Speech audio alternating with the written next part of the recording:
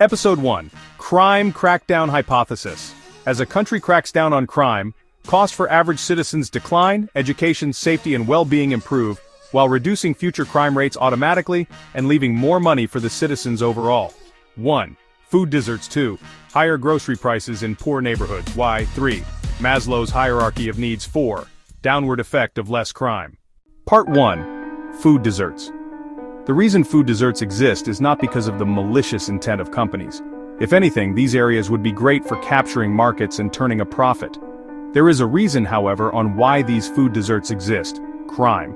A corporation like Walmart has relatively low profit margins, which means that each product they sell returns them only about 2 to 5%. This also means that if a lot of crime is committed in a particular area, they cannot turn a profit. If a store cannot turn a profit or even incurs losses, it will get shut down. There is no evil intent behind it, it simply loses money, which is the opposite of what it is supposed to do. Cracking down on crime would fix this issue, which helps particularly poor communities, as these food deserts are more prevalent in these areas. Part 2. Higher grocery prices in poor neighborhoods. This factor plays hand in hand with the prior point. Before Walmart would shut down a store, it would start raising prices on goods. If we take a Snickers with a price tag of $1, for example, and assume a 5% profit margin, Walmart would profit 5 cents on this one Snickers. If one Snickers gets stolen, Walmart would lose 95 cents. So, to get back even from this one stolen item, they would need to sell 19 more Snickers. Assuming they want to keep their margin at 5% and assume every 10th Snickers in the store is being stolen, the cost for the product goes from 95 cents to about $1.05, and they would need to sell their Snickers at $1.10. For 1 out of every 10 customers stealing would therefore raise the monthly grocery cost for a family of 4 from $995 USDA to $1,095. This hurts particularly poor families the most, where every dollar counts. Part 3. Maslow's hierarchy of needs. The first base of needs are physiological needs, aka air, water, food, shelter, etc. This already is a bit affected by the prior two parts. As we explored, food is often more expensive in poorer areas.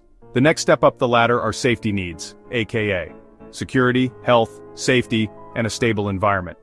These two conclude the basic needs, after which a person can focus on their psychological needs. If you, however, live in a crime-ridden community, which is more common in poorer neighborhoods, you tend to fight for your survival every day.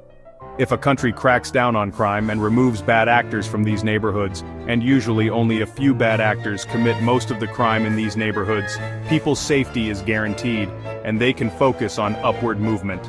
If police and other institutions do not grant these safety needs, the people within these communities either don't have their needs met, or turn to the crime syndicates for their safety, which often happens with youth. Part 4. Downward effect of less crime. This plays a bit on the last part of the video. If we remove bad actors from communities, children have fewer bad role models to follow, and will pick better ones. Sure, this doesn't mean they will automatically pick the best role models, but they will at least be pulled away from crime. This might not shift right away within one generation, and it might lead to overloaded prisons. However, this would have an immense positive shift for future generations. Once basic needs are met, the following needs are building relationships within communities to help each other out, bringing communities together, instead of suppressing and killing each other on a daily basis. Following this are esteem needs, which is the feeling for accomplishment and prestige. As the communities recover and build communal relationships, people will start pursuing better careers, following a better education, and moving into the last step of self-fulfillment.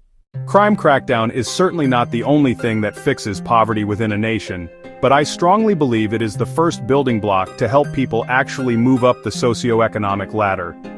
People who live in crime-stricken communities often have no other choice and have their entire family held down by the criminals living next to them. Their children grow up in an environment where they are peer-pressured and culturally forced to adapt to the behavioral standards of the people committing the crime. They will grow up to become exactly that. People nowadays often mention that we need to be softer on crime because it tears families and communities apart. I would say the exact opposite. You need to get rid of the bad actors who tear the families apart and ruin entire communities for generations by their behavior. Until you get rid of these individuals, the behavior spreads like a cancer, because it is a quick fix to a situation. with arguments justifying the behavior as corporations are greedy and evil, while not looking at the individual accountability of people.